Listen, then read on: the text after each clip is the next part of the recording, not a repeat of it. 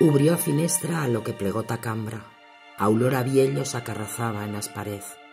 Le dio grima, aunque no por ixo, dixo de darle un beso fulero que no plegó a rozale o caxo. A Moncha que plegó ta recullir a servilla de comida, le fació una morisqueta e dimpués de rezar le deseyó buen descanso. Contestó con cortesía mientras dixaba o bolso en l'armario e se quitaba o pañuelo. Fa buena tarde, sí. Parixe mentira neste tiempo. A vier que tal planta maitín. Os árboles da plaza se rendiban ao lusco.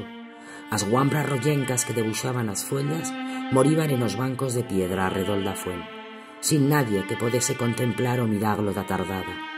As boiras encorreban ao sol e a luna acucutaba deixándose querer. Se posó en o sillón aos pies da cama e zarró os huellos. Creyó sentir a voz morediza, pero no quería fele caso. No teneba o cuerpo ta fiestas ni taparó las tobas, no pensaba hacer o papel.